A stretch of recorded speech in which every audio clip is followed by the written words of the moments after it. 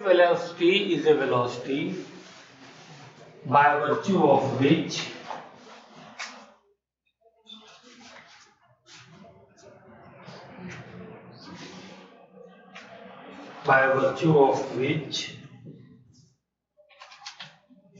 virtue मतलब उसकी वजह से या due to which any body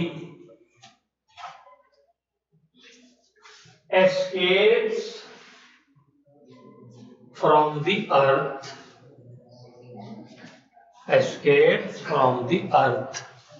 influence तो खाली अर्थ लिख दो अर्थ के इन्फ्लुएंस से वो बॉडी क्या हो जाएगी, बाहर हो जाएगी, और उस वेलोसिटी को मैं v एस्केप लिख दूंगा। ठीक है, तो अब बताओ कैसे निकालूंगा v एस्केप। बिल्कुल सिंपल, सामने फॉर्मूला लिखा हुआ है। कैसे? हाफ एम v एस्केप बोलो का स्क्वायर। इस वेलोसिटी से काइनेटिक एनर्जी से मैं किसी भी ऑब्जेक्ट को फेंकूंगा तो वो बाहर निकल जाएगी अर्थ के इन्फ्लुएंस से, लेकिन कब? जब वो minus G capital M small M upon R इसके बराबर होगी, तभी तो निकलेगी। बोलिए, ठीक है ना? तो माइनस साइन यहां लगाने की जरूरत नहीं है, इसलिए कि हमें तो मैग्नीट्यूड बराबर करना है। ठीक है, तो यहां से इसकी वेलोसिटी निकल गई। ये स्मॉल एम उसी बॉडी की काइनेटिक एनर्जी है, और यहाँ पे उसी बॉडी का ये स्मॉल एम मास है जिसको हम फेंक रहे हैं, दोनों कट गए। तो क्या आ गया? v एस्केप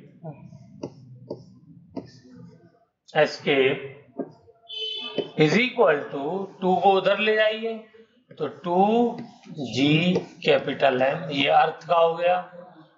यहाँ पे हम लोग अर्थ कंसीडर करते हैं, लेकिन किसी और प्लेनेट पे आप जाएंगे तो वहां पे उस प्लेनेट का मास कंसीडर किया जाएगा। ठीक है ना? हाँ, डिवाइडेड बाय आर।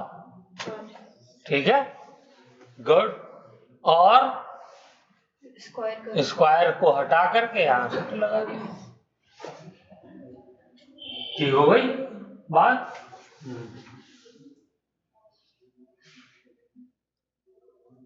क्लियर? कितना आसान फॉर्मूला है। थी तो ऑर्बिटल वेलोसिटी का आ गया था फट से। वहां पर क्या किया था ऑर्बिटल वेलोसिटी वाले में? बोलो, ऑर्बिटल वेलोसिटी वाले में क्या किया था?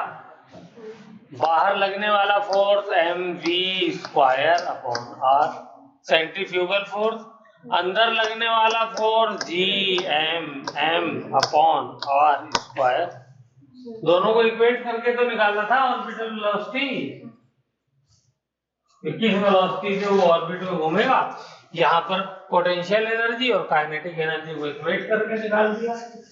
ठीक है, अच्छा चलो ये सब ठीक है, मुझे खाली ये बता दो ये आर क्या है।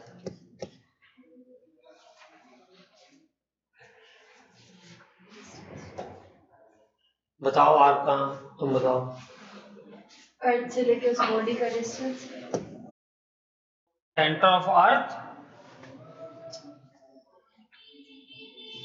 To the body from where it is throne.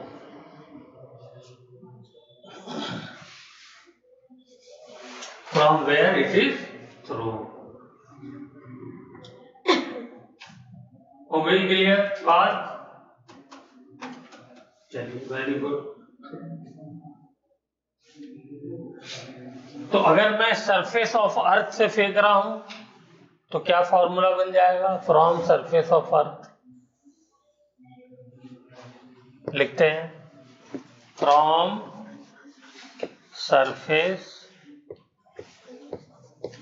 Of earth.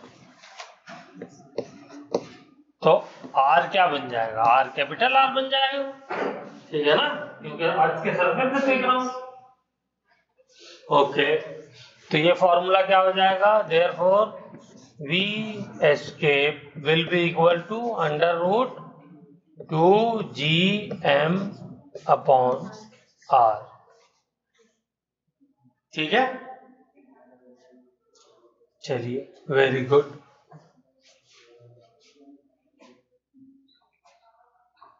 हो गया। एक काम और करते हैं जो हम हमेशा करते आए हैं, इसको ऊपर R और नीचे R से मल्टीप्लाई करिए। 2GM अपॉन नीचे R से मल्टीप्लाई करूंगा तो R स्क्वायर हो जाएगा मुस्कान, और ऊपर मल्टीप्लाई करूंगा तो R आएगा। कुछ समझ में आया क्या आ गया? क्या समझ में आया बताओ? V escape is equal to root 2, तो 2 रहेगा। ये वाला जो नंबर है वो क्या है, acceleration due to gravity G और R। ये फॉर्मूला कौन सा है, रूट 2GR। रूट 2GH किसी भी हाइट से कोई चीज गिरती है, ड्रॉप करते हैं, तो उसकी वेलोसिटी क्या आती है, वेलोसिटी रूट 2GH आती है। ठीक है ना, वही फॉर्मूला देखिए आगे। ठीक है, चलिए वेरी गुड। तो जरा इसकी वैल्यू निकाल करके बताइए, अगर अर्थ से किसी चीज को मुझे बाहर फेंकना है ताकि वो अर्थ पे वापस लौट करके ना आ सके, तो कितनी वेलोसिटी होनी चाहिए, जल्दी से निकालिए। कैलकुलेटर यूज कर सकते हैं।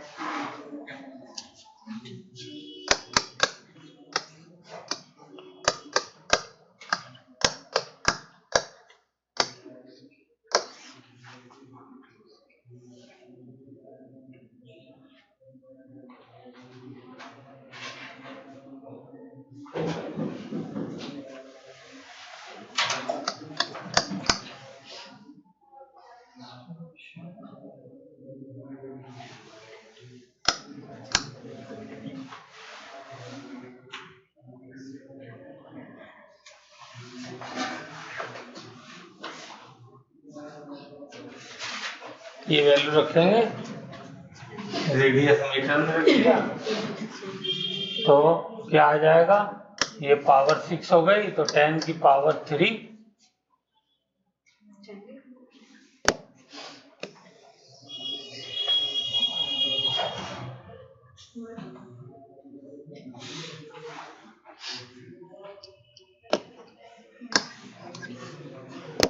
बताइए क्या आया। ये V escape is equal to 264, इसका क्या आएगा, रूट 8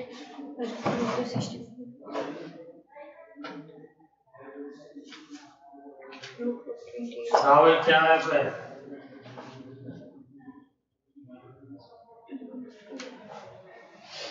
अभी तक कैलकुलेटर से नहीं निकल पाया।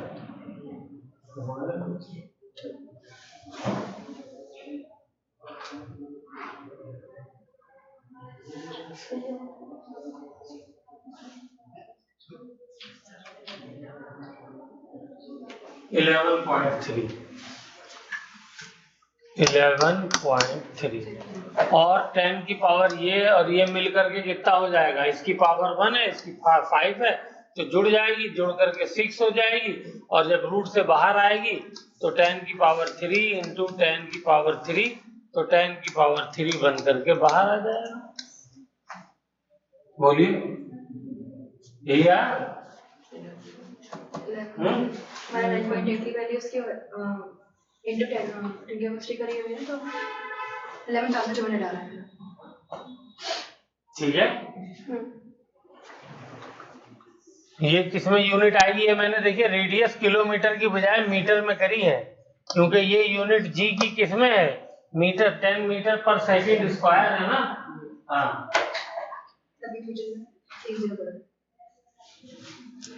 तो यहाँ पे ये मीटर पर सेकंड कितनी हो गई है, 11,000 300 मीटर पर सेकेंड।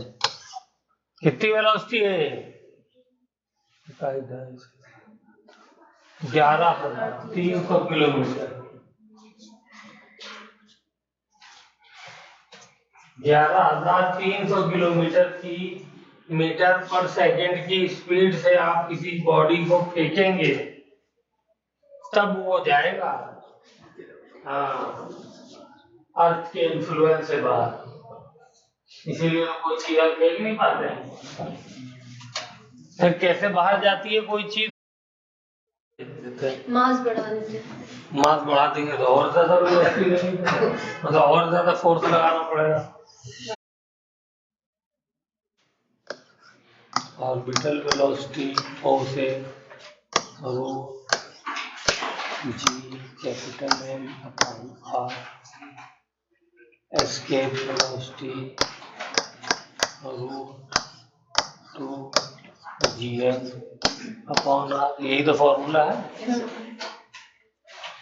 तो इसको डिवाइड कर दो तो क्या आ जाएगा?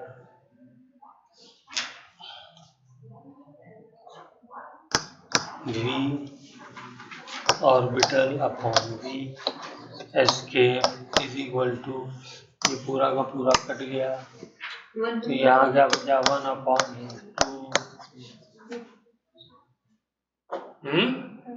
तो यहाँ से क्या आ गया? V escape is equal to √2 V orbital.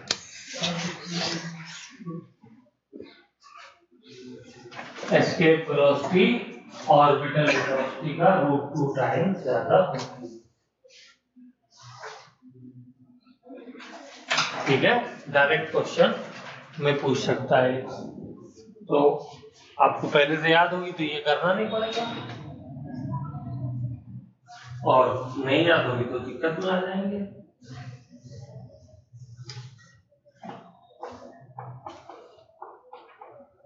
चलिए क्वेश्चन करते हैं इसके ऊपर।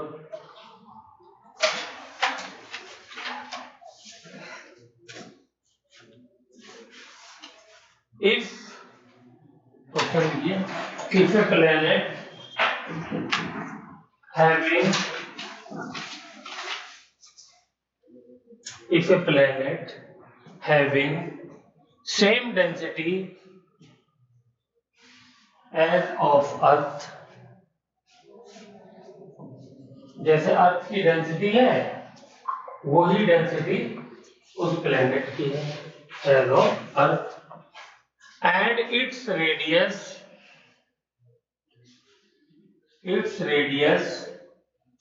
is 3 times that of Earth, 3 times that of Earth. Find the escape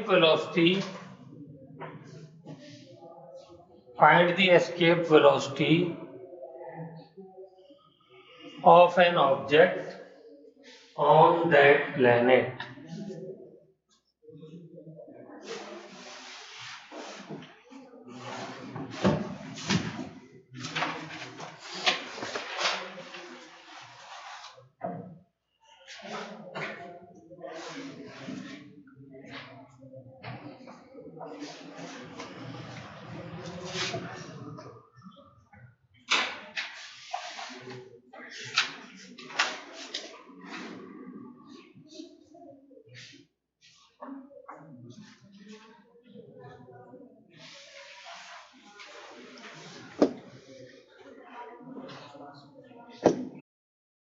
row is same,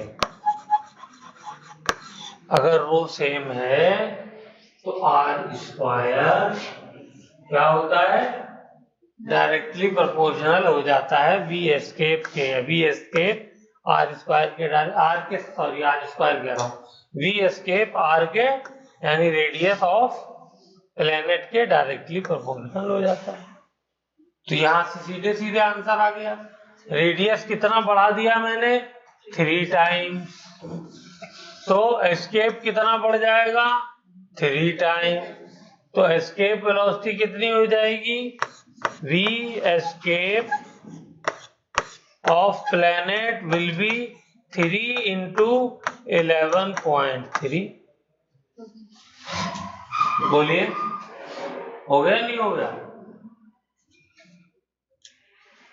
ये समझ में आया मुस्कान क्या किया मैंने? यहाँ आर स्क्वायर था, रूट के अंदर था, मैंने बाहर लिया तो आर बच गया।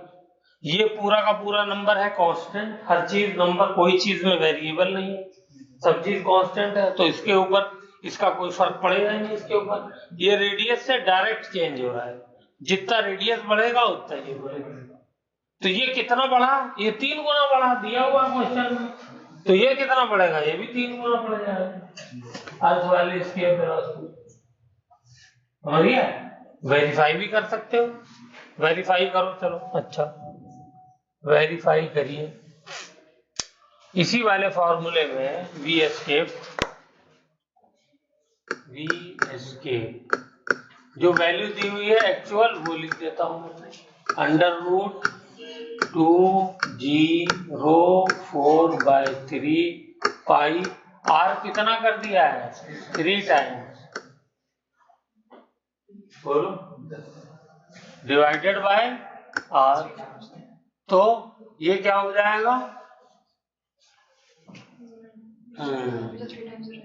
ये एक आर से कट जाएगा, ये यहाँ पे 3 जो है वो काटने के बाद लिखना चाहिए।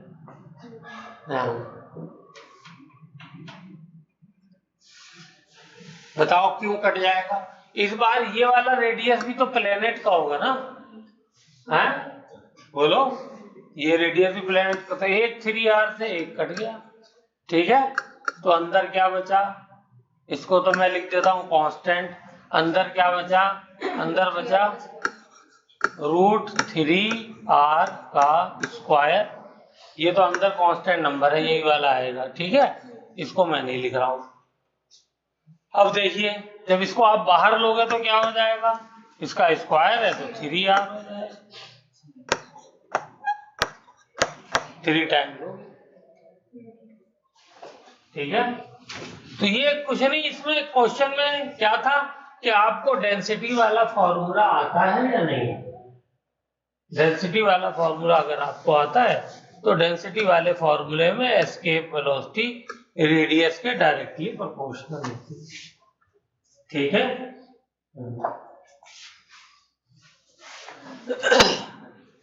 अब ये किसी ने लिखा नहीं होगा, ऐसा लग रहा है जैसे सबको सब चीज आती है।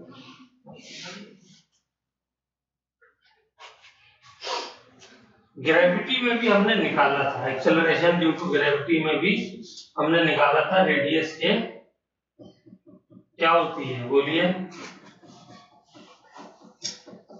डायरेक्टली प्रोपोर्शनल ही होती है।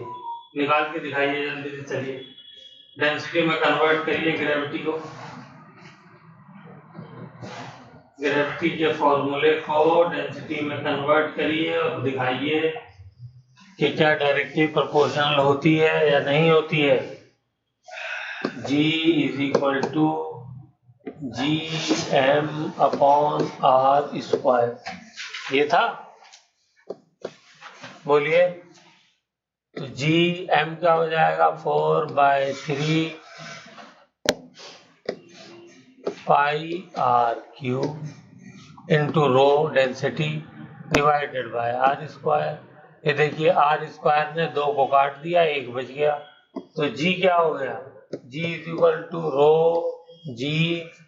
G4/3 पाई और r। तो G डायरेक्टली प्रोपोर्शनल आ गया रेडियस के।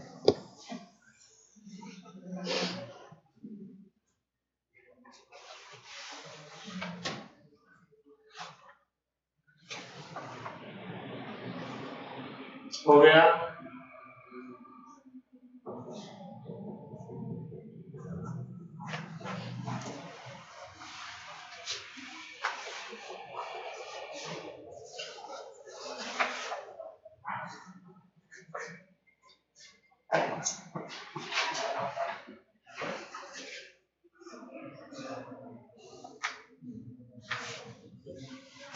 हाँ जी, चले।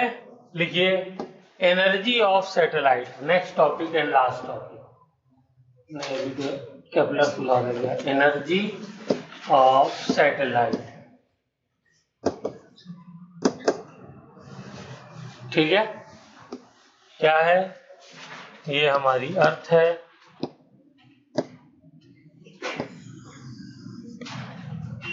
और ये हमारी सैटेलाइट है।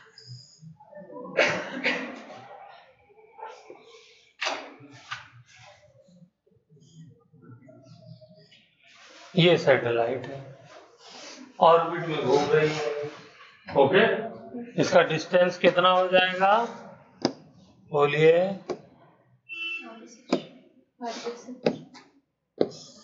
सेंटर से ये r+h, चाहे मैं स्मॉल r कह दूं, कैपिटल R+h कह लीजिए, चाहे स्मॉल r कह लीजिए, ठीक है। इसकी वेलोसिटी के बारे में बताइए क्या होगी? ऑर्बिटल वेलोसिटी होगी, ऑर्बिट कर रही है ना, घूम रही है, हैं? तो ऑर्बिटल वेलोसिटी की वैल्यू बताइए। v orbital under root gm, कौन सा वाला m?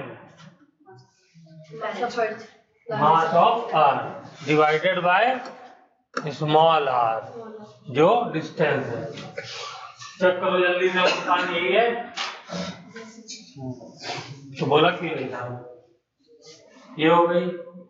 तो इसकी काइनेटिक एनर्जी बताओ जल्दी से, क्या हो जाएगी? हाफ m और gm/r। v स्क्वायर करूंगा, ऑर्बिटल में घूम रही है ना, तो स्क्वायर से रूट हट जाएगा, नहीं हट जाएगा? तो रूट हटा दिया मैंने। तो फॉर्मूला क्या बन गया? जल्दी से लिख दो। g capital M into small m। Capital M अर्थ वाला मास है, ये भूलना मत।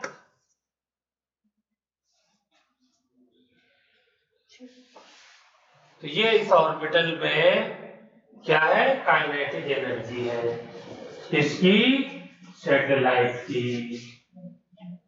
और भी कोई एनर्जी है इसके पास भी?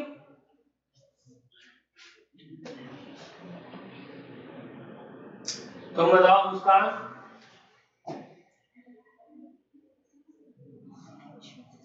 हाँ जी, पोटेंशियल एनर्जी। पोटेंशियल एनर्जी, चलो अब पोटेंशियल एनर्जी की जल्दी से वैल्यू बताओ। पोटेंशियल एनर्जी फॉर्मूला बोलो। अब हम बड़े हो गए हैं, mgh वाला बच्चों के लिए फॉर्मूला है, और उसमें क्या कंडीशन थी? h छोटा है बहुत। यहाँ हमें क्या पता है h छोटा है बड़ा है?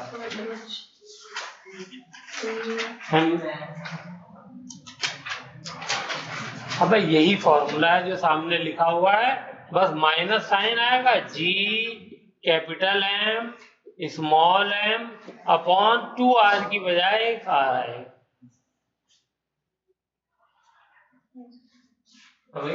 एटॉमिक स्ट्रक्चर में भी यही फॉर्मूला था। हाँ जी, यही फॉर्मूला था, सेम।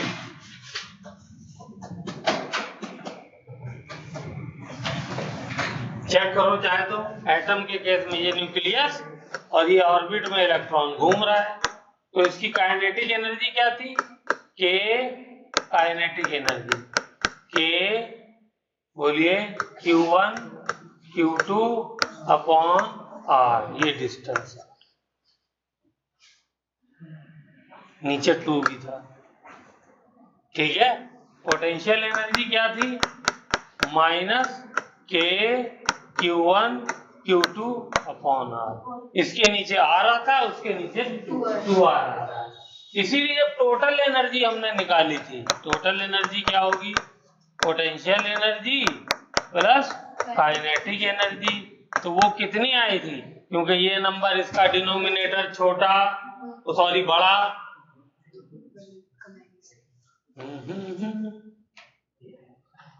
हाँ, तो ये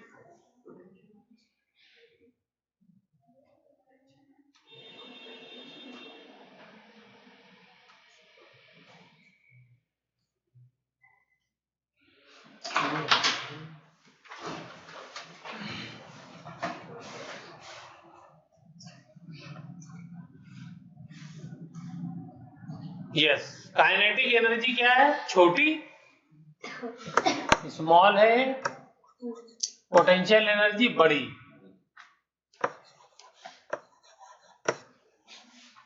ठीक है, क्योंकि इसको बड़ा नंबर से डिवाइड किया जा रहा है और इसको छोटे नंबर से किया जा रहा है, तो इसलिए दोनों को, अच्छा दोनों का क्या है बताइए? बिल्कुल सेम है, तो आंसर क्या आएगा? क्योंकि ये लार्ज है तो minus sign KQ1 Q2 upon R, ये टोटल एनर्जी का फॉर्मूला था। बिल्कुल सेम यहाँ पर आ जाएगा, चेक कर लो, बस खाली चेंज क्या हुआ है, यहाँ पे कांस्टेंट K था तो यहाँ कांस्टेंट G है, वहां पे Q1 Q2 था तो यहाँ पे M1 M2 है। बोलो, बिल्कुल सिमिलर है। वहां पे देखो R वगैरह सब चीज सेम। यहाँ पर भी देखो काइनेटिक एनर्जी क्या है? छोटी, और पोटेंशियल एनर्जी बड़ी। तो जब टोटल एनर्जी निकालोगे यहाँ पे, दोनों का ऐड करो जल्दी से, एलसीएम लेकर के मुझे वैल्यू बताओ। देखो minus G capital M small m upon R, ये आएगा। ये देख के पता चल रहा है ना, अगर ये दो हटा दूं आगे कर दूं तो ये दोनों सेम है, और ये दो से डिवाइड हो रहा है, इसका मतलब ये नंबर काइनेटिक एनर्जी वाला इसका जस्ट हाफ है। ये दो है तो ये एक है, तो दो में से एक गया एक, तो वही नीचे वाला बच गया।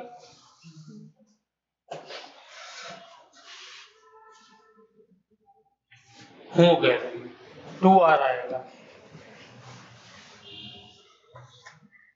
करो, देखो करके दिखाओ मुझे जल्दी से, वरना फिर मैं करूं। हाँ, यहाँ पर भी 2R है।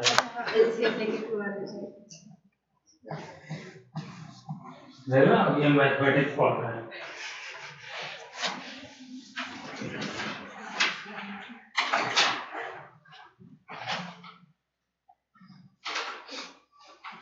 तो बिल्कुल देखो, ये जो है एटॉमिक स्ट्रक्चर से फॉर्मूला मेरा मिल गया।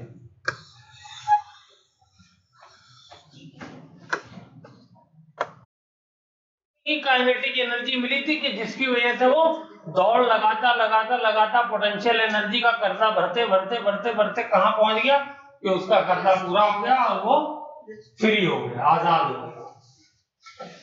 लेकिन अगर आपने पोटेंशियल एनर्जी, टोटल एनर्जी जितनी थी उसकी, उससे ज्यादा काइनेटिक एनर्जी उसको दे दी, फेंका उसको बाहर, वहां से सैटेलाइट को ऑर्बिट से बाहर फेंका, तो क्या करना पड़ेगा? क्या होगा कि वो टोटल एनर्जी को जीरो भी कर देगा, प्लस अपनी जो काइनेटिक एनर्जी बच जाएगी उसकी वजह से वो और दूर जाता रहेगा, चलता रहेगा स्पेस में। ठीक है, तो इस बात को लिखिए, टोटल एनर्जी जीरो मतलब जाकर के स्टॉप हो जाएगा, चलेगा नहीं। लेकिन यहाँ पे क्या रहेगा? यहाँ पे वो मूविंग, मोशन में रहेगा।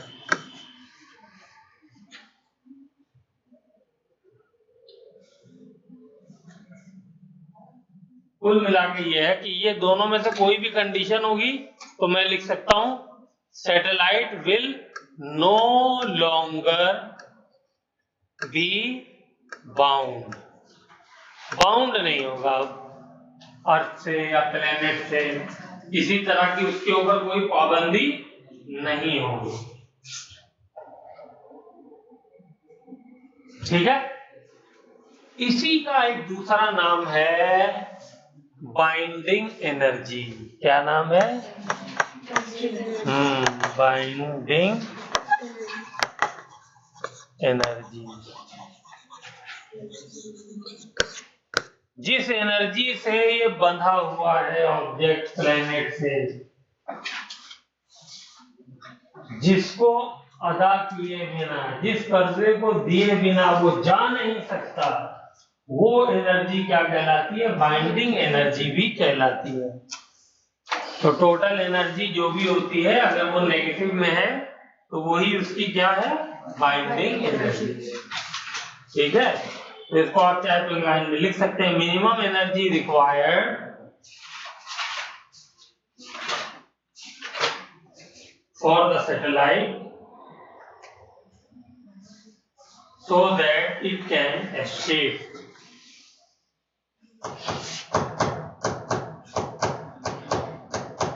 So that it can escape. ठीक है?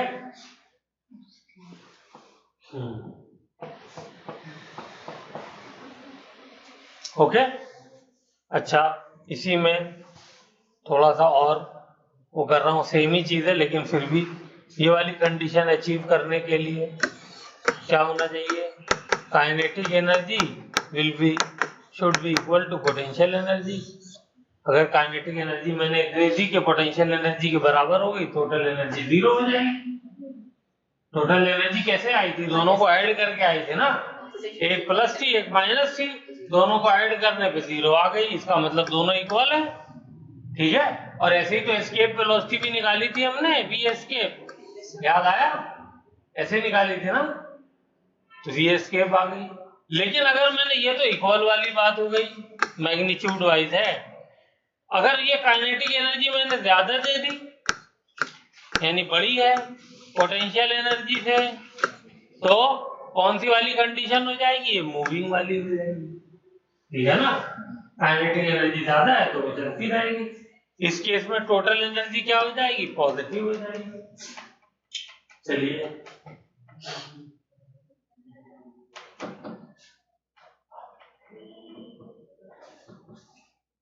अब हम लोगों का लास्ट टॉपिक है केपलर्स लॉ। हेडिंग डालिए केपलर्स लॉ।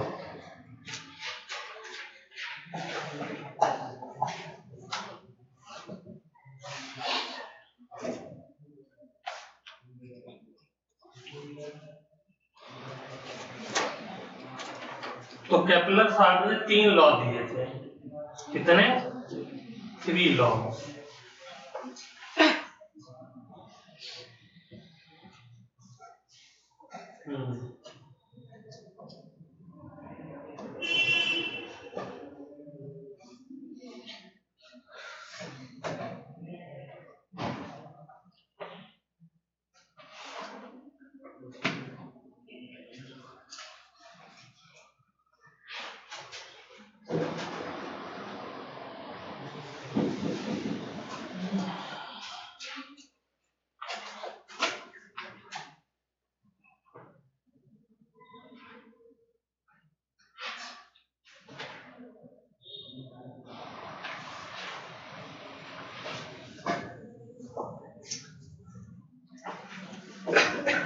तो फर्स्ट लॉ क्या है, केपलर लॉ,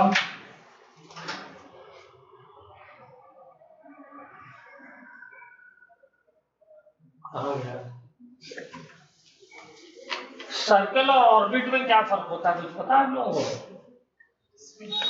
इलेक्ट्रिकल होता है, सर्कल पूरा परफेक्ट सर्कल। यस, देखिए सर्कल और ऑर्बिट में क्या डिफरेंस होता है, जरा उसको देखते हैं। ये है मेरा सर्कल और ये है मेरा ऑर्बिट,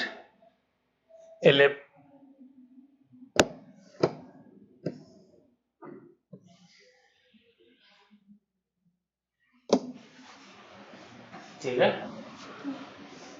सर्कल में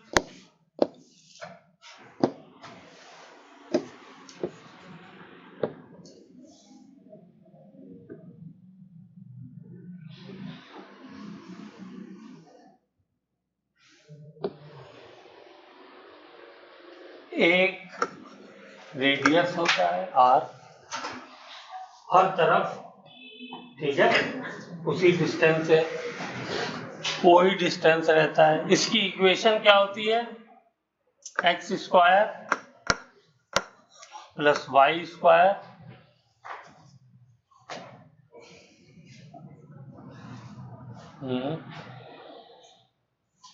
चलिए इसकी भी बात करते हैं। इसमें एक डायमीटर ये होता है और एक डायमीटर ये होता है। दो अलग अलग डायमीटर होते हैं, उसमें एक ही डायमीटर होता है। लिखिए, इसको लिखिए, पहले डायग्राम बनाइए।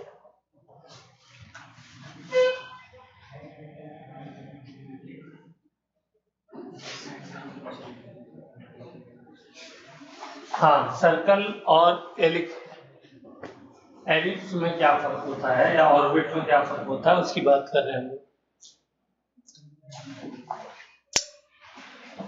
सर्कल की इक्वेशन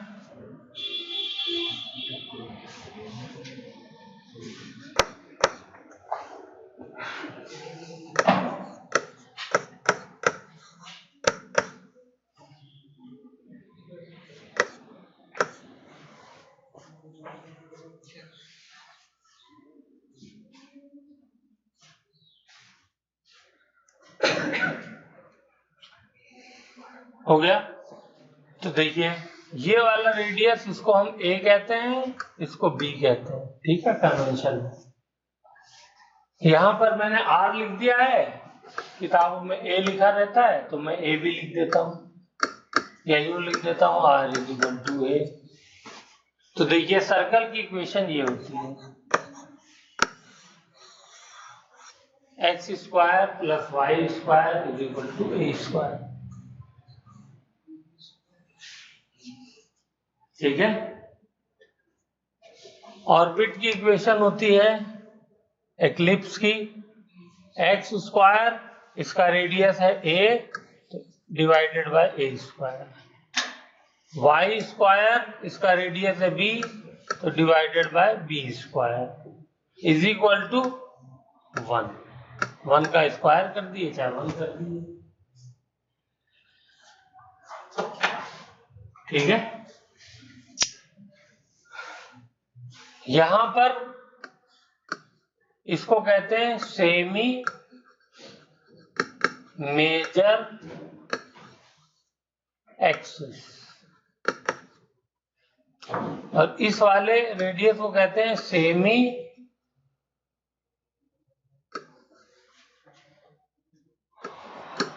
माइनर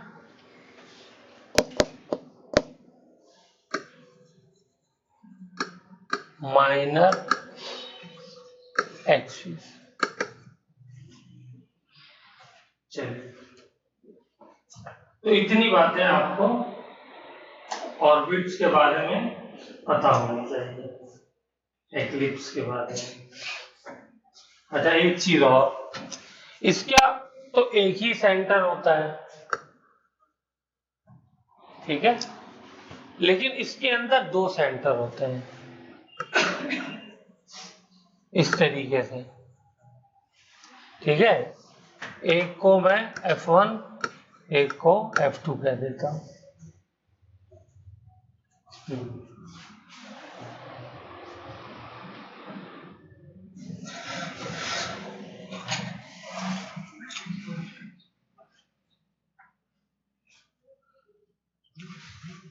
और इसका नाम F इसलिए रखा है कि इसको फोकस कहा जाता है, ठीक है, फोकस।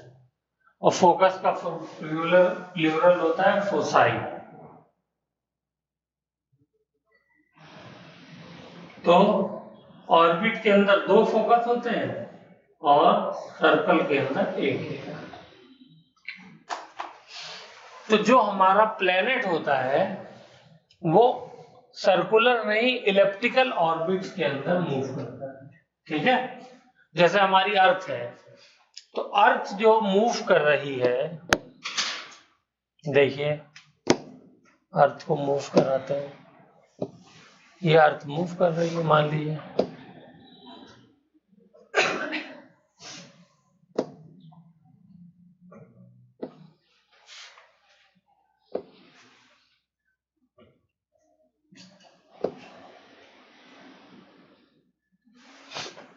और सन मेरा कहाँ है, सन यहाँ पे है,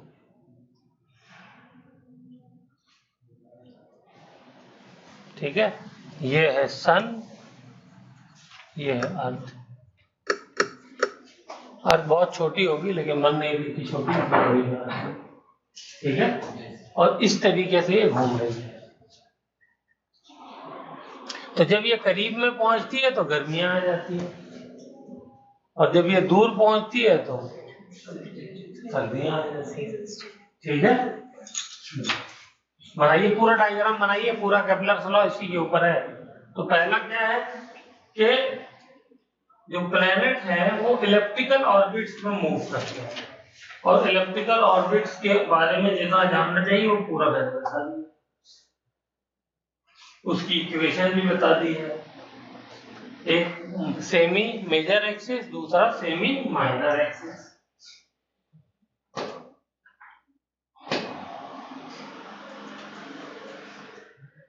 और इलिप्टिकल ऑर्बिट में दो फोकस होते हैं। फोकस पे जो है वो जो सेंटर में मेन प्लेनेट होता है, ठीक है। अब यही अगर मून का होता है ये ऑर्बिट, तो फिर अर्थ यहाँ पे होता और मून ऐसे घूम रहा होता, ठीक है। हाँ, या जुपिटर होता तो जुपिटर यहाँ होता और उसके अराउंड उसके मून घूम रहे होते इलिप्टिकल ऑर्बिट से, ठीक। एक तो ये केपलर साहब ने बताया था काफी पहले, न्यूटन से भी पहले ये बात उन्होंने बताई।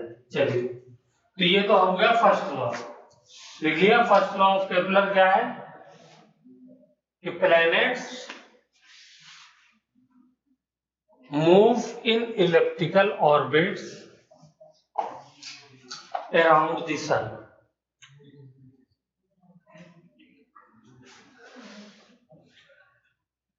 Elliptical orbits around the sun, ये इसको हम लॉ ऑफ ऑर्बिट भी कहते हैं।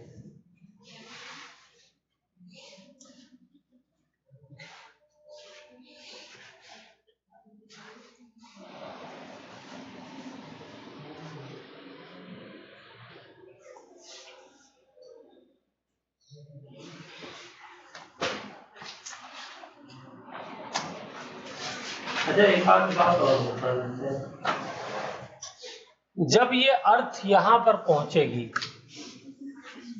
ठीक है, तो ये वाला जो पॉइंट जो बिल्कुल करीब होता है इसको हम बोलते हैं पेरीहीलियन। क्या बोलते हैं? पेरीहीलियन,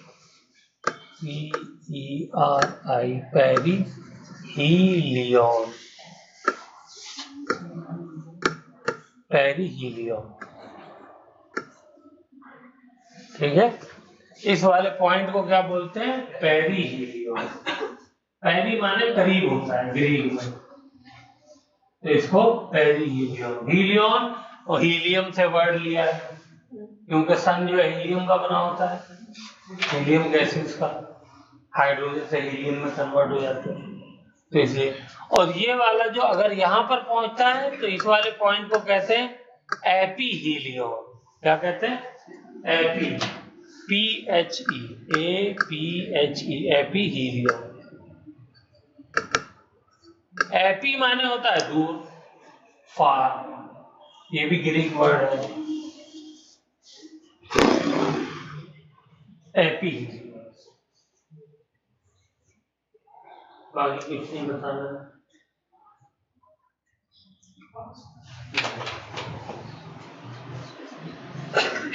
ठीक है। अब जरा दोबारा बनाइए इसी को तो।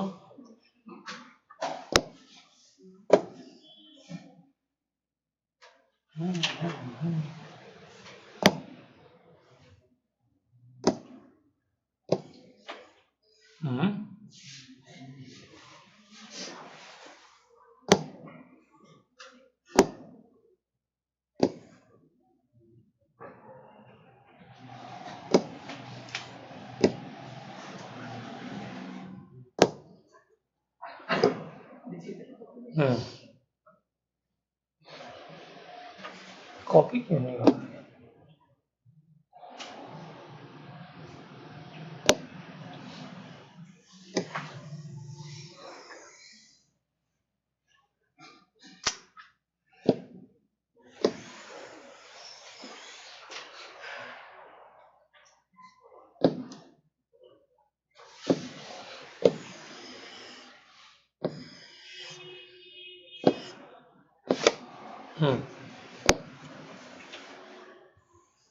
बनाइए जल्दी से।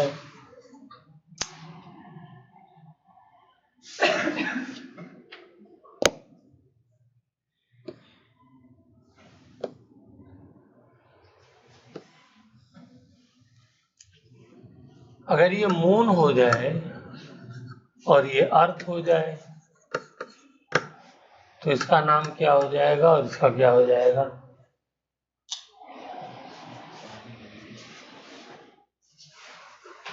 क्या हो जाएगा?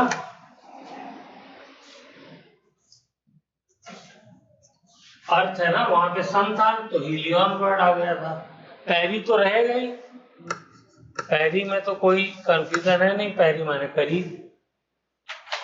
अर्थ के लिए जी वर्ड यूज करते हैं, GEE, ठीक है, पैरी जी हो जाएगा, ठीक है, परी जी। और इसके लिए हो जाएगा FEG, ठीक है, परी जी और अप्पी जी है, दोनों नाम हो गया। चलिए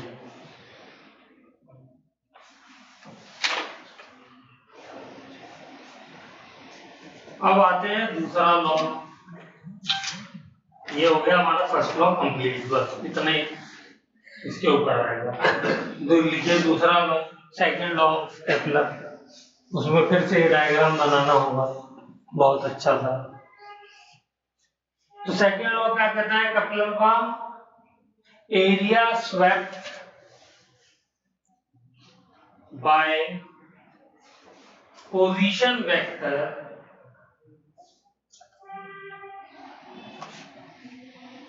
area swept by position vector of planet is equal in equal time interval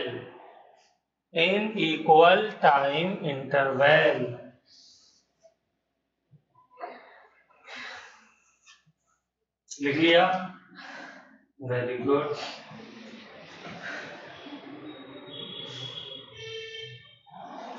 देखिए इसको समझिए।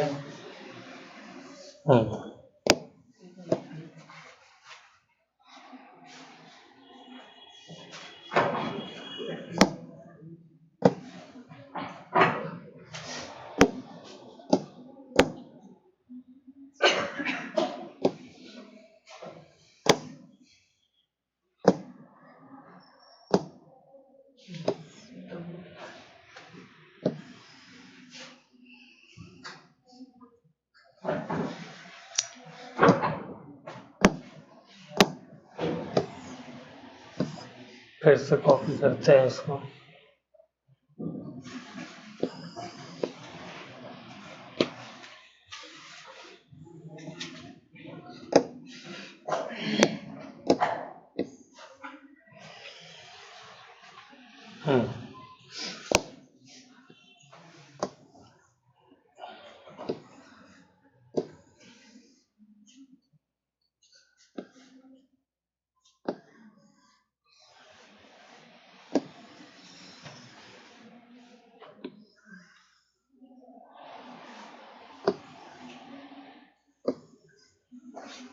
चलिए मान लीजिए मेरी अर्थ है, ठीक है,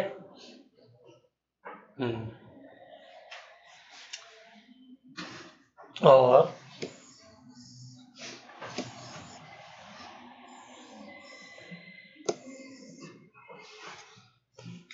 तो टी टाइम में, ये सेकंड लॉ क्या कह रहा है वो बता रहा हूं मैं, ठीक है। तो अर्थ का पोजीशन वेक्टर सबसे पहले बनाइए, क्या बनेगा?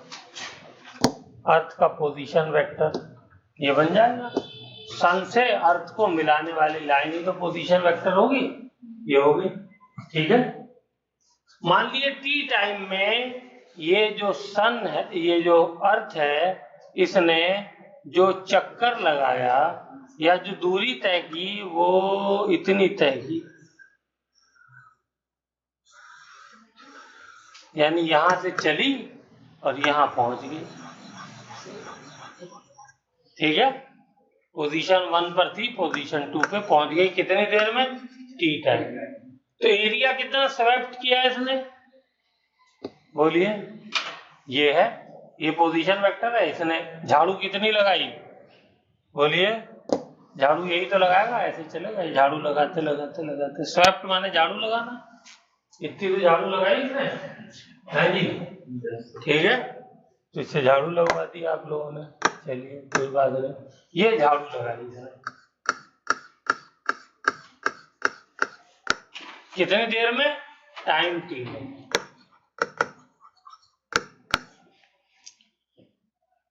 ओके, अब यही अर्थ जो है, मान लीजिए किसी टाइम पे यहां आ गई और उतना ही टाइम मैंने इसको दिया, तो ये कितना डिस्टेंस कवर करेगी, कितना डिस्टेंस कवर करेगी। तो केपलर साइकिल लॉ क्या कह रहा है, यही तो कह रहा है कि झाड़ू जो है वो सेम लगाएगी सेम टाइम। तो इस बार यहां पर इसका पोजीशन वेक्टर ये है, और टी टाइम में उसको कहां पहुंचना चाहिए, टी टाइम में उतनी दूरी पे पहुंचना चाहिए कि उसका पोजीशन वेक्टर जो एरिया स्वेप्ट करे, यानी ये वाला, ये एरिया इस एरिया के बराबर होना चाहिए। आई बात समझ में? हाँ, इसका मतलब क्या हो गया, यहां पर कम दूरी चली है और यहां पे ज्यादा दूरी चली है, टाइम इक्वल है, इक्वल टाइम में मान लो 10 घंटे में, वैसे तो ये साल वाला चक्कर होता है, चलो 10 घंटे लिखो हैं, तो ये 10 घंटे में इतना चली है, तो यहां पर 10 घंटे में सिर्फ इतना से चली है। क्यों? क्योंकि उसको एरिया दोनों का बराबर करना था। ये वाला एरिया जितना आ रहा है, मान लो ये आया 100 स्क्वायर किलोमीटर, ठीक है, तो ये भी एरिया कितना होना चाहिए, 100 किलोमीटर स्क्वायर, एरिया सेम आना चाहिए। ये कहा केपलर था कि अगर कोई प्लेनेट अपने ऑर्बिट में चक्कर लगा रहा है जो कि एलिप्टिकल होता है, तो जो एरिया वो स्वेप्ट करेगा सेम टाइम में, वो सेम करेगा। क्लियर हो गई बात? यानी यहां का एरिया, इसको अगर मैं A1 कह दूं, एरिया इसका नाम दे दिया A1, इसका नाम दे दिया एरिया का A2, तो ये A1 must be equal to A2 होना चाहिए if time period is same, अगर टाइम पीरियड सेम। क्लियर हो गई बात? हर केस में होगा, चाहे वो कोई प्लेनेट हो, चाहे वो कोई सैटेलाइट हो, ठीक है। ये न्यूटन साहब से पहले इतनी बातें बता दी थी केपलर साहब ने, बहुत पुराने थे। तो दूसरा लॉ भी क्लियर हो गया। अच्छा, मुझे ये बता सकते हो वेलोसिटी कहां पे ज्यादा होगी, फर्स्ट वाले में या सेकंड वाले में, प्लैनेट की वेलोसिटी?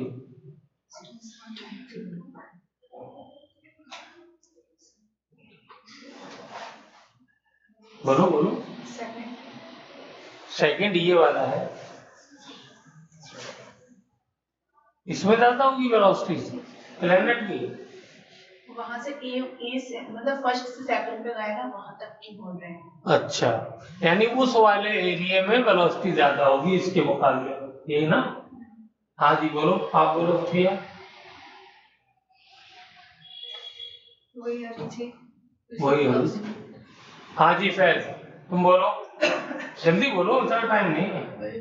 हाँ शिवी, शिजान, बिल्कुल क्लियर नजर आ रहा है, राइट। आप लोग देख रहे हैं क्लियरली कि यहां से यहां जाने में डिस्टेंस ज्यादा कवर करना पड़ रहा है ना, तो वेलोसिटी का ताल्लुक तो डिस्टेंस से होता है, एरिया थोड़ी है। तो यहाँ पे वेलोसिटी जो होगी क्या होगी, ज्यादा होगी, और यहाँ पे वेलोसिटी, यहाँ पे देखो डिस्टेंस कम कवर करना पड़ रहा है, डिस्टेंस कम कवर करना पड़ रहा है, तो यहाँ पे वेलोसिटी कम होगी। इस बात को लिखिए।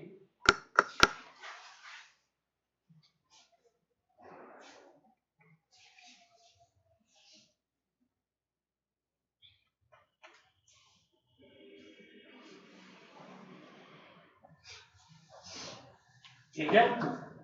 अच्छा ये बताइए, जो यहाँ पे एंगुलर मोमेंटम है, एंगुलर मोमेंटम क्या वो कंजर्व्ड है? एंगुलर मोमेंटम कम कंजर्व्ड होता है, हमने पढ़ा था ध्यान से। सारे फोर्सेस जीरो नेट और टॉर्क भी जीरो। ठीक है, तो बाहर से तो कोई फोर्स लग नहीं रहा है, वो तो जीरो हो गया। टॉर्क बोलिए, टॉर्क, टॉर्क जीरो है, टॉर्क जीरो है। टॉर्क का फॉर्मूला क्या था? टॉर्क का फॉर्मूला बताओ। R cross F, R cross F या आर एफ साइन थीटा। तो ये बताओ आर क्या है? आर यही तो है, पोजीशन वेक्टर, ये आर है, बोलो है। और एफ, एफ भी तो इसी के अलोंग लग रहा है भाई, ग्रेविटेशनल फोर्स ही तो है? दोनों के बीच का एंगल क्या हुआ फिर यहाँ पे? जीरो। तो साइन जीरो क्या हो जाएगा? जीरो। इसका मतलब टॉर्क क्या हो गया? जीरो। और टॉर्क जीरो हो जाएगा तो एंगुलर मोमेंटम कंजर्व हो जाएगा। और एंगुलर मोमेंटम कंजर्व का मतलब क्या है? Angular momentum initial is equal to angular momentum final. लिखो ये सारी बात, बहुत इंपॉर्टेंट बात बता दी। इसमें कई बार क्वेश्चन आ चुका है और आगे भी पूरे चांसेस हैं आने के।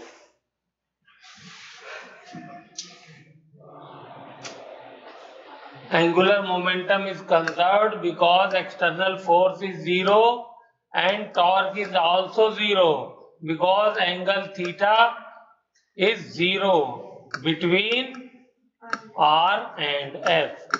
और ये डायग्राम बना करके R F समझा दो।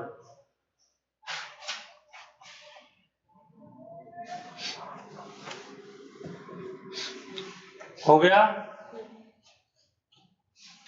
एंगुलर मोमेंटम का फॉर्मूला क्या था? आई ओमेगा,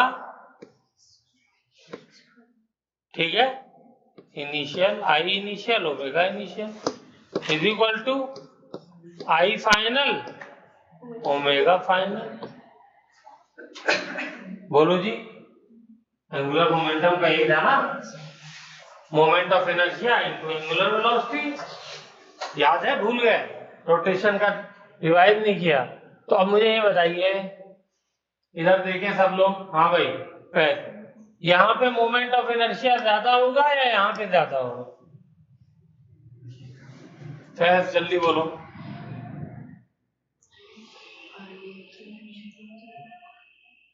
चलो शुभी तुम बताओ। इधर ज्यादा होगा, मोमेंट ऑफ इनर्शिया उधर ज्यादा होगा। क्यों? क्योंकि डिस्टेंस ज्यादा है। हाँ, अरे वाह, क्या बात है। I is equal to M R square है, तो भाई मास थोड़ी चेंज हो रहा है, अर्थ यहाँ हो जाए, यहाँ चेंज क्या हो रहा है? आर चेंज हो रहा है, यहाँ तो आर बहुत बढ़ गया, तो इसलिए मोमेंट ऑफ इनर्शिया यहाँ पे ज्यादा होगा। इसको मैंने इनिशियल मान लिया था, इसको क्या मान लिया मैंने? इनिशियल। तो ये वाला मेरा क्या हो गया? फाइनल। तो देखो, इनिशियल वाला moment of inertia come, final वाला मोमेंट ऑफ इनर्शिया ज्यादा। तो अब मुझे ये बता दो, इन दोनों को बराबर करना है ना, लेफ्ट हैंड राइट को, तो क्या होना चाहिए, इनिशियल वाली एंगुलर वेलोसिटी बढ़ानी पड़ेगी, छोटे नंबर को बड़े नंबर से मल्टीप्लाई करोगे और फाइनल वाली एंगुलर वेलोसिटी को कम करना पड़ेगा। नहीं करना पड़ेगा, क्योंकि मोमेंट ऑफ इनर्शिया बढ़ चुका है, तभी तो दोनों बराबर होंगे। किसको समझ में आया, किसको नहीं आया, बोलो आ गया? फिर से बताता हूं, देखो आई इनिशियल क्योंकि कम है तो ओमेगा इनिशियल ज्यादा होना चाहिए। क्यों? क्योंकि आई फाइनल बहुत ज्यादा हो गया है, तो ओमेगा फाइनल को कम होना चाहिए ताकि इन दोनों का प्रोडक्ट इन दोनों के प्रोडक्ट के बराबर आ जाए। आ गई बात समझ में? ठीक है, तो बताओ ओमेगा यहाँ पे ज्यादा, इसका मतलब ओमेगा किसके बराबर होता है, V is equal to omega R. तो बताइए, V और ओमेगा डायरेक्टली प्रोपोर्शनल है, ठीक है ना? तो इसलिए यहाँ पे वेलोसिटी ज्यादा हो जाएगी क्योंकि ओमेगा ज्यादा है। तो मैंने यहां से भी प्रूफ कर दिया इस बात को, ठीक है? इसको लिखिए फटाफट।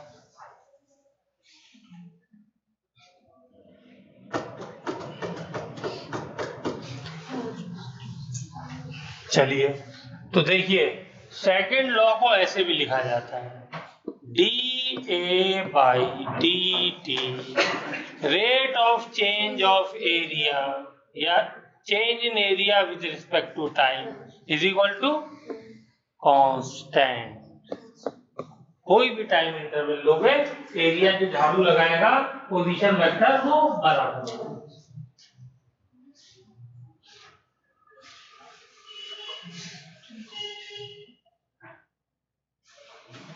ठीक है, क्लियर? अब ये एरिया की वैल्यू अगर निकालना चाहो तो आप निकाल सकते हो यहां से, नहीं? बताइए, इस एरिया की वैल्यू निकाल सकते हो क्या?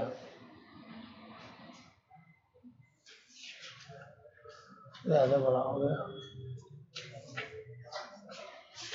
बताइए कैसे निकाले एरिया की वैल्यू? है ऐसा करता हूं मैं कि अब ये सब मिटाता हूं, ये मिटा दिया मैंने, खाली कर दिया, ठीक है? अब देखिए मैंने क्या किया, एक मिनट ध्यान से। अगर मैं इस वाले डिस्टेंस को, सब ध्यान से सुनना, इस वाले डिस्टेंस को बहुत छोटा कर दूं,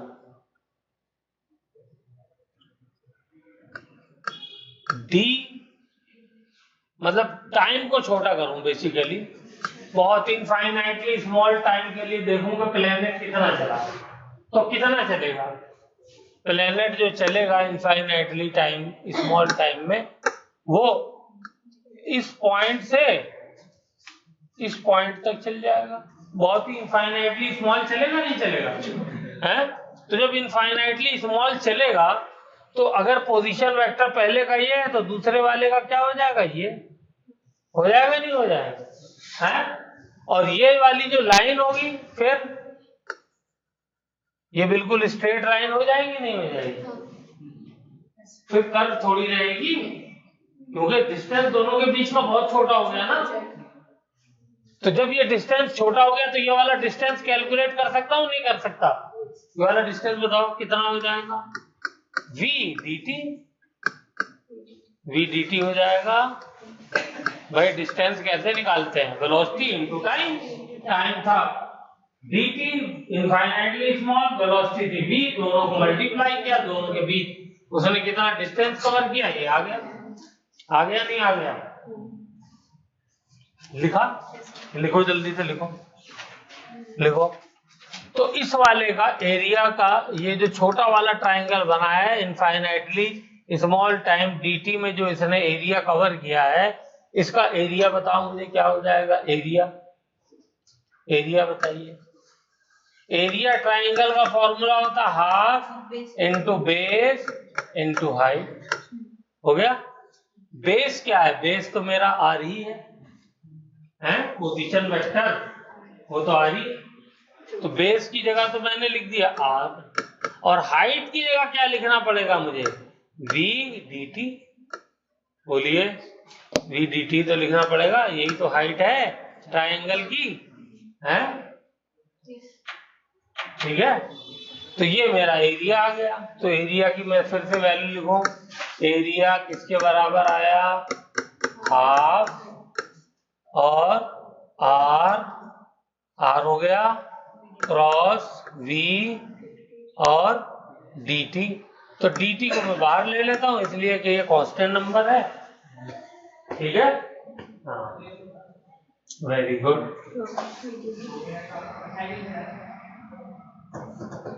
आर क्रॉस वी क्या होता है?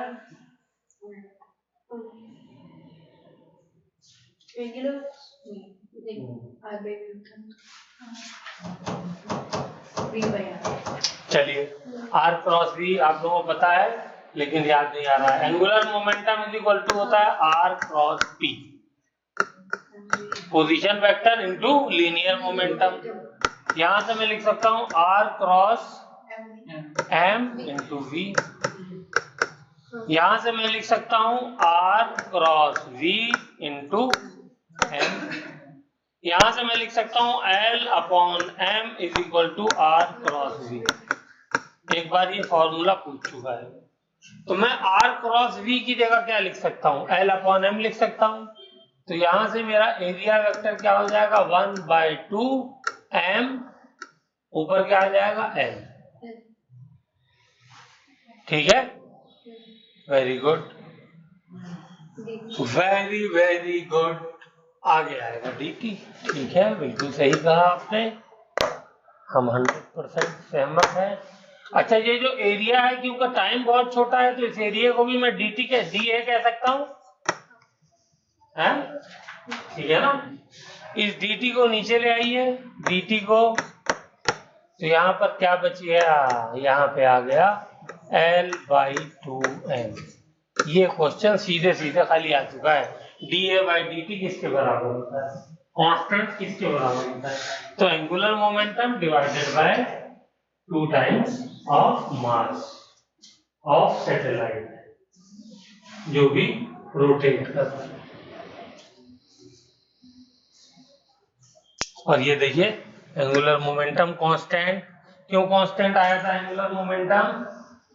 क्योंकि कोई भी बाहर से फोर्स नहीं लग रहा है, टॉर्क नहीं लग रहा है, मास तो कांस्टेंट हो गई, तो ये कांस्टेंट की टर्म, ये कांस्टेंट की वैल्यू आ गई L/2m। ठीक है, वेरी गुड। तो ये केपलर्स लॉ हमने सेकेंड भी खत्म कर लिया, और थर्ड हम शुरू में ही पढ़ चुके थे।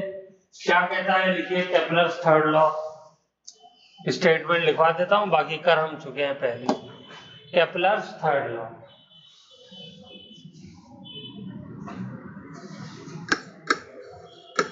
केपलर्स थर्ड लॉ क्या कहता है ये? कि टाइम का स्क्वायर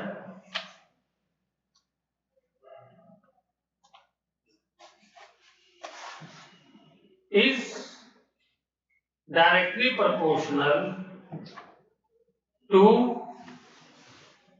पोजीशन वेक्टर के क्यूब के। किया नहीं किया है?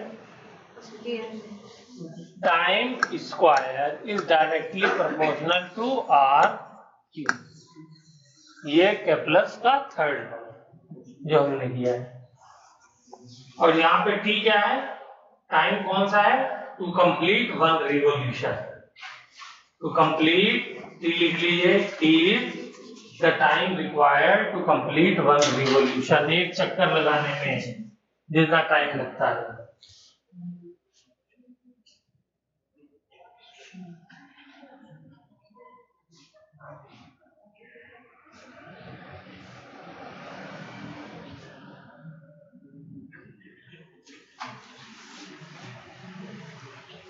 इसका एक और नाम भी है, हार्मोनिक लॉ भी कहते हैं। ठीक है, इसका नाम हार्मोनिक लॉ भी है, हार्मोनिक लॉ। और एक और नाम है टाइम पीरियड लॉ।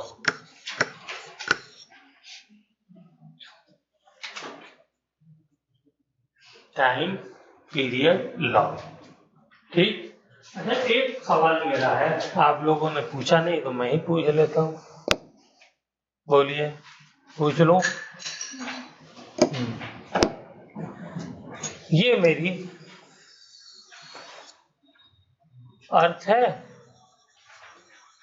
और ये मेरा सन है। तो ये तो इसमें दो आर है ना, एक ये बी है, एक ये ए है। तो ये आर कौन सा वाला है?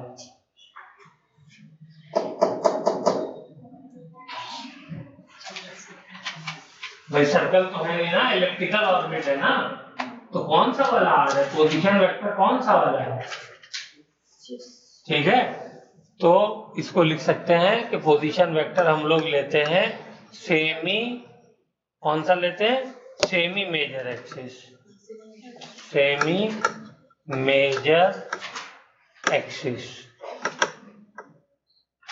ठीक है, और बहुत ज्यादा एक्यूरेट करना है तो वो हम कर सकते हैं a plus B divided by 2, average ले लिया दोनों।